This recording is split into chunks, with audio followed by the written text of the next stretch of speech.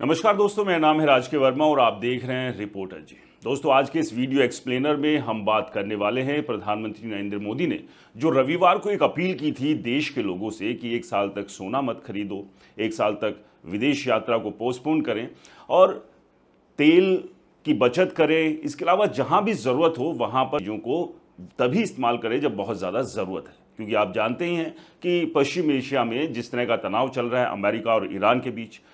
फिलहाल युद्ध विराम है, लेकिन उसके बीच भी मिसाइलें गरज रही है और ये युद्ध विराम कभी भी टूट सकता है। और अगर ये फिर से युद्ध शुरू होता है तो आप समझिए आने वाला समय और ज़्यादा कॉम्प्लिकेटेड हो जाएगा, संकट और ज़्यादा बढ़ेगा, क्योंकि पहले से ही एक बड़ा संकट पूरे विश्व के सामने है, क्योंकि हॉर्मुज पूरी तरह से बंद पड़ा हुआ। और इसी वजह से प्रधानमंत्री नरेंद्र मोदी ने ये अपील की। खैर, इसके ऊपर अलग अलग सियासत भी हो रही है कि ये अपील पहले क्यों नहीं की, क्या चुनावी फ़ायदा लेने के लिए, क्योंकि 5 राज्यों में चुनाव थे, उस चक्कर में रुके हुए थे प्रधानमंत्री, और अब चुनाव हो चुके हैं तो अब उन्होंने अपील कर दी। खैर, ये इस पर जो राजनीति हो रही है वो अलग बात है।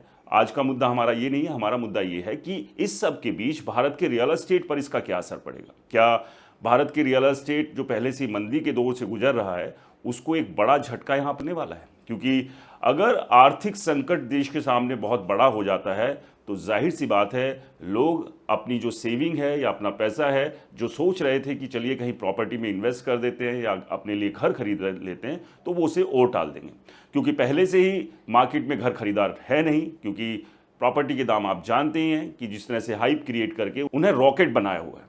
तो अब ऐसे में ये अपील और कितना असर डालेगी? क्या सच में एक भगदड़ वाली सिचुएशन रियल एस्टेट सेक्टर में मचने वाली है? क्या बिल्डरों की टेंशन बढ़ने वाली है? आज इसी पर बात करेंगे तमाम फैक्ट्स के साथ, इसलिए इस वीडियो को अंत तक ज़रूर देखिएगा, क्योंकि आपके जहन में जितने भी डाउट्स हैं वो आज क्लियर होने वाले हैं। क्योंकि दोस्तों, देश में अचानक एक ऐसी अपील हुई जिसने सिर्फ आम लोगों को ही नहीं बल्कि real estate market, gold market, oil sector, airlines industry, luxury brands और बड़े इन्वेस्टर्स तक को पूरी तरह से हिला दिया।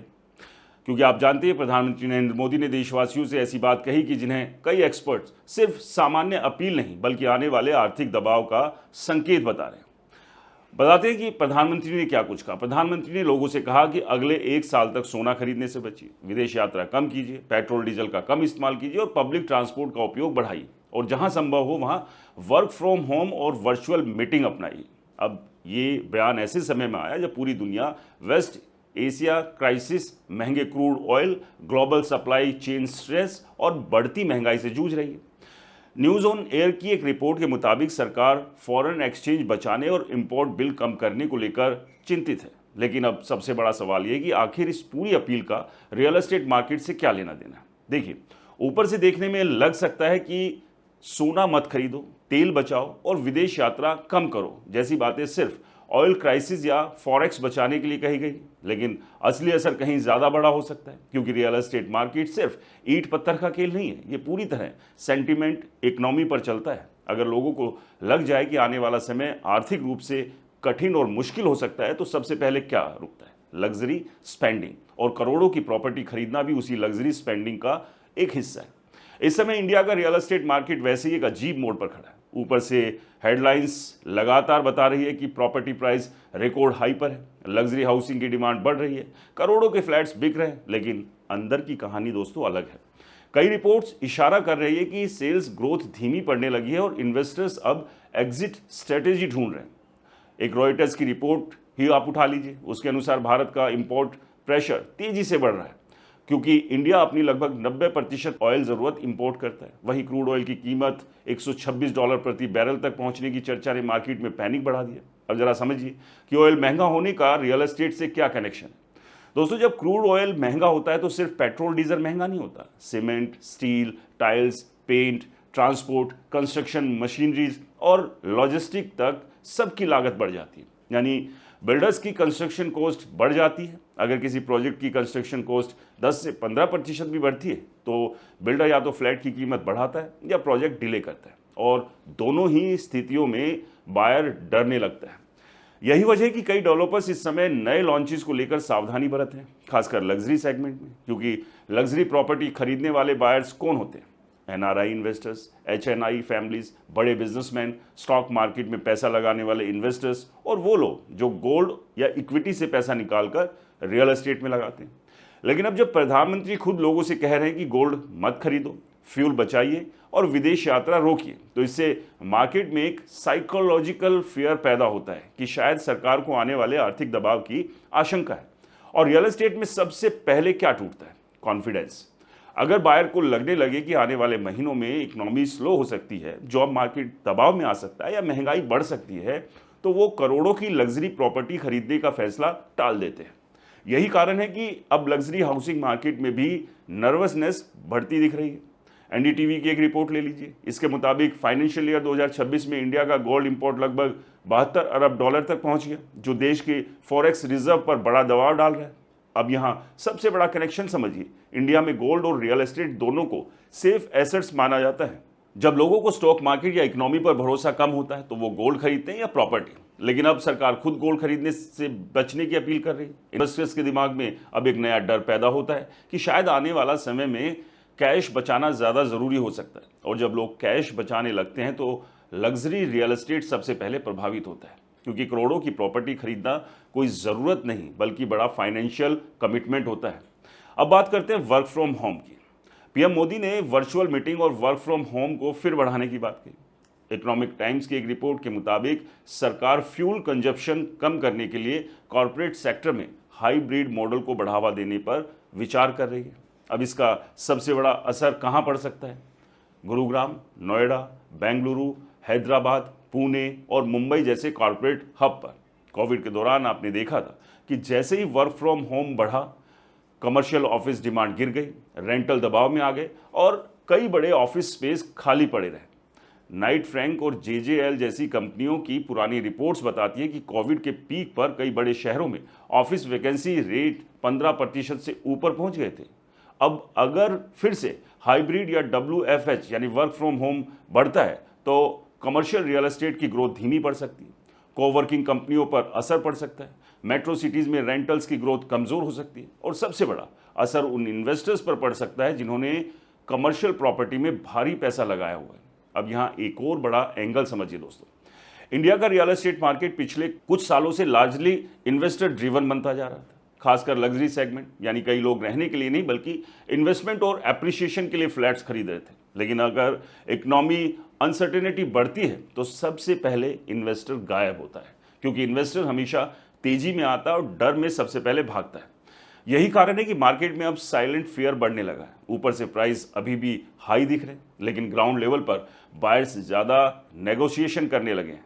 कई ब्रोकर बता रहे हैं कि लग्जरी प्रॉपर्टी विजिट्स बढ़ रही है लेकिन कन्वर्जन कमज़ोर पड़ रहा है।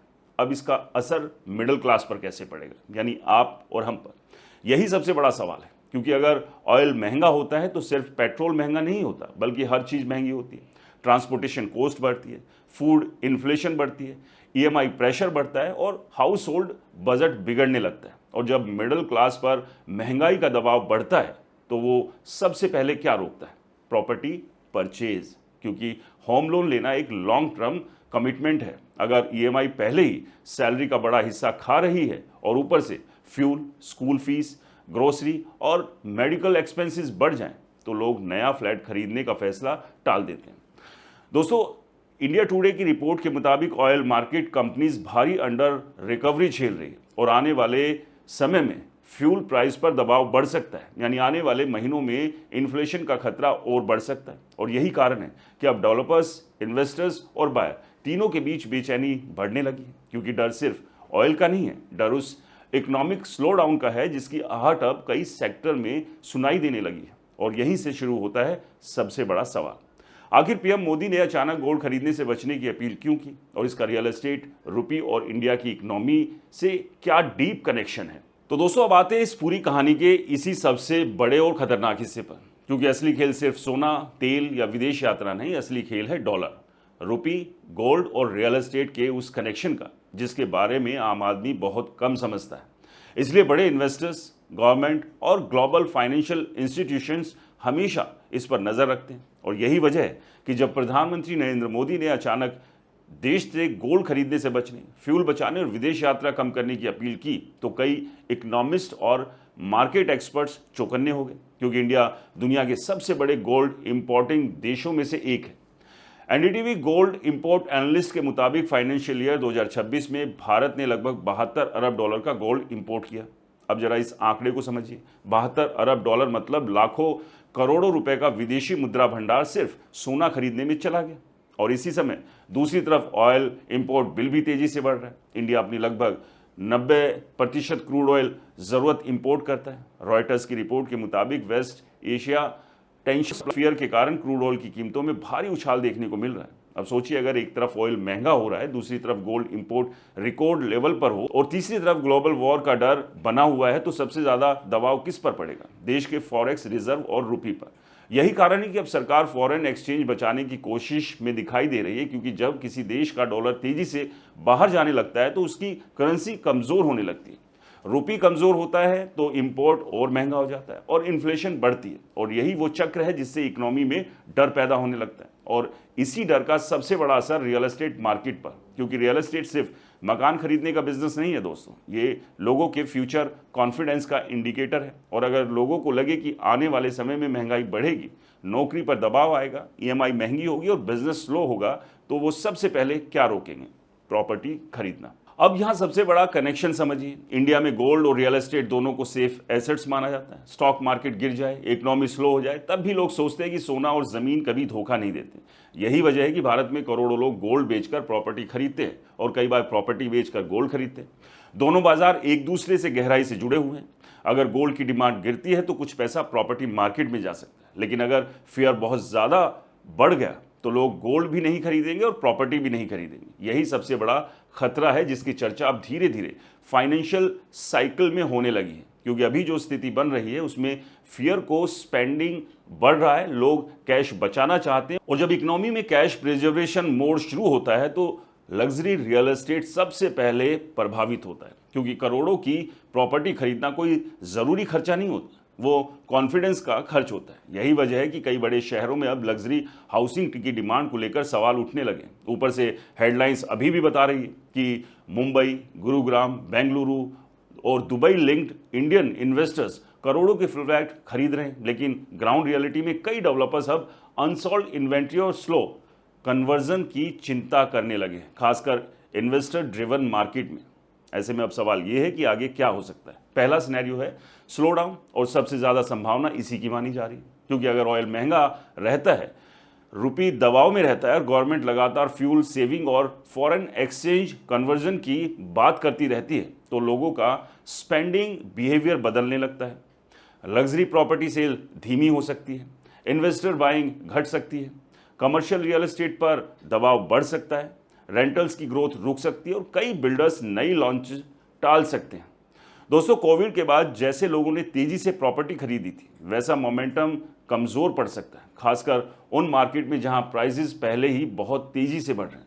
अब दूसरा सिनेरियो, सेफ इन्वेस्टमेंट शिफ्ट, यानी कुछ लोग स्टॉक मार्केट और गोल्ड से निकलकर रियल एस्टेट में पैसा डाल सकते हैं, क्योंकि भारत में आज भी करोड़ों लोग मानते हैं कि जमीन कभी जीरो नहीं होती। अगर स्टॉक मार्केट वॉलेटाइल रहता है और गोल्ड खरीदने को लेकर गवर्नमेंट लगातार चेतावनी देती है, तो कुछ हाई नेटवर्थ इन्वेस्टर प्रॉपर्टी और सेफ पार्किंग जोन की तरह इस्तेमाल कर सकते हैं, खासकर land parcels, farm house, tier 2 cities और रेंटल इनकम देने वाली प्रॉपर्टीज में इंटरेस्ट बढ़ सकता है। लेकिन यहाँ भी एक कैच है, अगर इकोनॉमी फियर बहुत ज़्यादा बढ़ गया तो सेफ एसेट्स थ्योरी भी कमज़ोर पड़ जाती है, क्योंकि लोग तब इन्वेस्टमेंट नहीं बल्कि लिक्विडिटी को प्रायोरिटी देते हैं। तीसरा और सबसे बड़ा सिनेरियो है मिडिल क्लास का प्रेशर। यही वो हिस्सा है जो आने वाले समय में सबसे ज़्यादा निर्णायक साबित हो सकता है दोस्तों, क्योंकि इंडिया का रियल एस्टेट मार्केट खासकर मिडिल क्लास डिमांड पर ही टिका है। अगर फ्यूल प्राइस बढ़ते हैं तो सिर्फ पेट्रोल महंगा नहीं होता, पूरा हाउस होल्ड बजट गड़बड़ा जाता है। EMI, grocery, school fees, medical expenses, electricity bill, transportation cost सब बढ़ने लगता है। और जब सैलरी की ग्रोथ धीमी हो लेकिन खर्च तेजी से बढ़ रहे हो, तो लोग होम लोन लेने से डरने लगते हैं। इंडिया टुडे की एक रिपोर्ट के मुताबिक oil crisis, oil market companies भारी अंडर रिकवरी झेल रही है और फ्यूल प्राइस पर दबाव बढ़ने की आशंका जताई जा रही है। अब अगर पेट्रोल डीजल की कीमतें फिर बढ़ती है तो इसका असर सीधे मिडिल क्लास हाउसिंग डिमांड पर पड़ सकता है, क्योंकि पहले ही कई शहरों में प्रॉपर्टी प्राइस आम लोगों की पहुंच से बाहर हो चुके हैं। मुंबई, गुरुग्राम, नोएडा, बेंगलुरु जैसे शहरों में एवरेज फ्लैट प्राइस कुछ सालों में ही 25% से 60% या इससे भी ज़्यादा बढ़ चुके हैं। ऐसे में अगर ईएमआई और महंगाई दोनों साथ बढ़ते हैं तो डिमांड शॉक देखने को मिल सकता है, और demand shock real estate market के लिए सबसे बड़ा खतरा होता है। क्योंकि प्रॉपर्टी मार्केट तुरंत क्रैश नहीं करता, बल्कि डिमांड स्लो होती है, फिर इन्वेंट्री बढ़ती है, फिर डिस्काउंट्स आते हैं और उसके बाद मार्केट धीरे धीरे फ्रीज होने लगता है। यही कारण है कि अब कई एनालिस्ट इस पूरी सिचुएशन को सिर्फ टेम्परेरी क्राइसिस नहीं बल्कि सेंटीमेंट शिफ्ट मान रहे हैं। हिंदुस्तान टाइम्स की ही एक रिपोर्ट को उठा लीजिए, उसके मुताबिक सरकार का फोकस इस समय फॉरेन एक्सचेंज को बचाने और इंपोर्ट प्रेशर को कम करने पर है।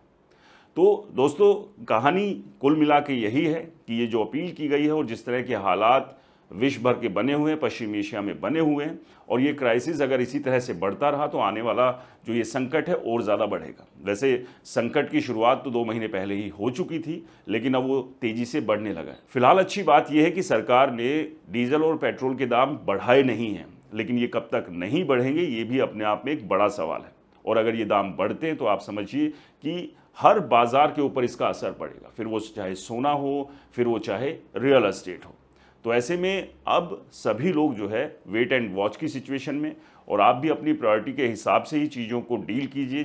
कहीं आप अगर प्रॉपर्टी खरीदना की सोच रहे हैं तो थोड़ा समय लीजिए, क्योंकि अभी जिस तरह का सिनेरियो है वो इसके फेवर में नहीं दिख रहा है। क्योंकि ऐसा नहीं है कि आज नहीं खरीदा तो कल नहीं खरीद सकते हैं, क्योंकि ये जो रेट का हाइप बनाया गया है ये एक बबल है और ये आज नहीं कल तो फटेगा। क्योंकि 2 करोड़, 5 करोड़, 10 करोड़ के फ्लैट आम आदमी के लिए खरीदना मुश्किल नहीं, नामुमकिन है। और अगर रियल एस्टेट मार्केट को तेज़ी से आगे बढ़ाना है तो बिल्डर्स को आम आदमी की ज़रूरतों को समझना ही पड़ेगा। तो दोस्तों, इस सब पर आपकी क्या राय है हमें कमेंट्स कर ज़रूर बताएं। वीडियो अच्छा लगा हो तो इसे लाइक करें, शेयर करें और आपके अपने चैनल को सब्सक्राइब और फॉलो करना बिल्कुल मत भूलिएगा। नमस्कार।